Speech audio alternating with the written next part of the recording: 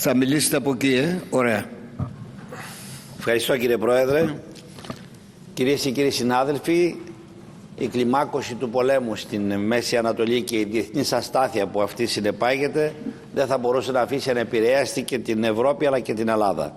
Σε λίγες μόλις εβδομάδες επηρεάστηκαν αισθητά οι τιμές της ενέργειας με εμφανείς επιπτώσεις σε νοικοκυριά και επιχειρήσεις. Η κυβέρνηση από την πρώτη στιγμή δήλωσε ότι παρακολουθεί την κατάσταση και θα λάβει μέτρα στοχευμένα για να στηρίξει την κοινωνία και τους πολίτες μας.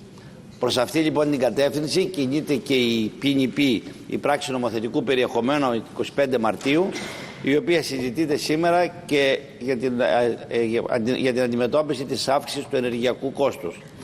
Επειδή αυτή τη διάρκεια της κρίσης δεν τη γνωρίζει κανένας, δεν θα μπορούσαμε εξ αρχής να εξαντλήσουμε όλα τα διαθέσιμα δημοσιονομικά εργαλεία μας.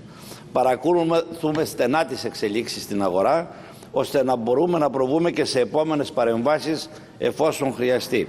Σήμερα, με την κύρωση της ΠΝΠ, δημιουργούμε μια σημαντική δικλείδα ασφαλείας για τους πολίτες.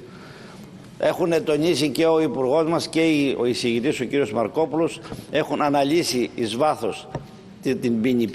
Εγώ θα εστιάσω στα άρθρα 3 και 4 που είναι αρμοδιότητας του Υπουργείου Αγροτικής Ανάπτυξης και Τροφίμων. Η κυβέρνηση, αγαπητοί συνάδελφοι, δήλωσε από την πρώτη στιγμή ότι θα σταθεί δίπλα στους αγρότες, που όλο αυτό το διάστημα δοκιμάζονται από τις ζωονόσους και τις φυσικές καταστροφές και έχουν πλέον να αντιμετωπίσουν και τη ραγδαία αύξηση του κόστους των λιπασμάτων λόγω της κρίσης στη Μέση Ανατολή. Για το λόγο αυτό η κυβέρνηση αποφάσισε να χορηγήσει οικονομική ενίσχυση εις βάρος του κρατικού προϋπολογισμού σε επιχειρήσεις γεωργικών εκμεταλλεύσεων. Είναι το άρθρο 3 της ΠΝΠ. Δικαιούχοι αυτής της ενίσχυσης είναι φυσικά πρόσωπα που είναι επαγγελματίες αγρότες, καθώς και νομικά πρόσωπα τα οποία δραστηριοποιούνται στον πρωτογενή τομέα.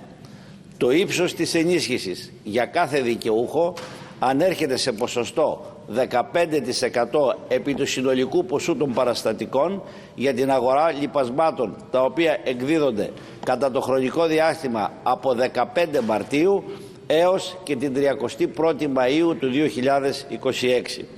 Στηρίζοντας τον πρωτογενή τομέα, αφενός μεν ενισχύουμε την αγροτική παραγωγή της χώρας που αποτελεί βασικό πυλώνα της ελληνικής οικονομίας και αφετέρου διασφαλίζουμε τη διατροφική επάρκεια σε κάθε νοικοκυριό.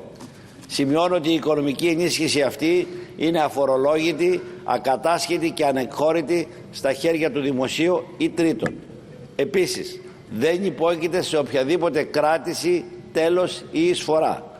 Δεν συμψηφίζεται και δεν δεσμεύεται με βεβαιωμένα χρέη προς τη φορολογική διοίκηση και το δημόσιο εν γέννη, τους δήμους, τις περιφέρειες, τα ασφαλιστικά ταμεία ή τα πιστωτικά ιδρύματα.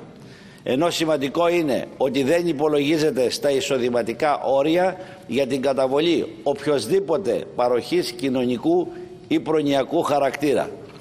Βεβαίως, νομίζω ότι περιττεύει να αναφέρω ότι σε περίπτωση ψευδής δήλωσης ή αν διαπιστωθεί η μη τήρηση των όρων της ενίσχυσης, ότι τα χρήματα αυτά θα ζητηθούν πίσω ως αχρεωστήτως καταβληθέντα. Παράλληλα, για την ενίσχυση του αγροτικού κόσμου αλλά και όλων των πολιτών, με την υποψήφιση ΠΝΠ εισάγεται στο δεύτερο άρθρο επιδότηση του κόστους του πετρελαίου κίνησης στην αντλία, η οποία ανέρχεται στα 20 λεπτά ανά λίτρο μαζί με το ΦΠΑ και θα ισχύσει για το δίμηνο Απριλίου-Μαΐου. Θυμίζω ότι το αντίστοιχο ποσό επιδότησης το 2022 ήταν 15 λεπτά. Η επιδότηση που καλύπτεται από τον κρατικό προϋπολογισμό υπολογίζεται επί της αξίας των τιμολογίων πώλησης προ-ΦΠΑ που εκδίδονται από τα διελιστήρια και τους εισαγωγείς καυσίμων προς τα πρατήρια καυσίμων, τις εταιρείες εμπορίας καυσίμων και τους βιομηχανικούς πελάτες. Για το βενζίνη η επιδότηση έχει υπολογιστεί στα 36 λεπτά το λίτρο. Και τέλος, στο άρθρο 4, λόγω της εμφάνισης στη χώρα και ειδικά στην Ίσο Λέσβο κρουσμάτων του ιού του αφθόδου σπιρετού, για τον άμεσο περιορισμό και την αντιμετώπιση του οποίου η κυβέρνηση έδρασε άμεσα, με παρουσία άμεση της πολιτικής ηγεσίας στο νησί, καθώς και με διαδοχικές συσκέψεις με κτηνοτρόφους αλλά και τυροκόμους, αποφασίστηκε με το άρθρο 4 της ΠΝΠ αποζημίωση για επιχειρήσεις, φυσικά και νομικά πρόσωπα που απασχολούνται με την παραγωγή τυριού στη Λέσβο. Η αποζημίωση αυτή, που έχει αναδρομική ισχύ από 15 Μαρτίου, θα συνεχίσει να καταβάλλεται για όσο χρονικό διάστημα διαρκέσουν τα μέτρα απαγόρευσης των γαλακτοκομικών προϊόντων λόγω του αυθόδους πυρετού. Τονίζω ότι η αποζημίωση αυτή που δίδεται από τον κρατικό προϋπολογισμό υπολογίζεται με βάση τα τιμολόγια αγοράς γάλακτος που εκδίδονται κατά το χρονικό διάστημα εφαρμογής των μέτρων και αποκλειστικά για το γάλα που έχει παραχθεί ή θα παραχθεί στην Ίσο Λέσβο.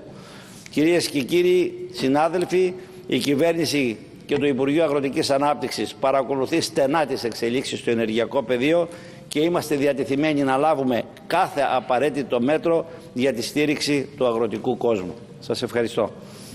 Και εμείς ευχαριστούμε.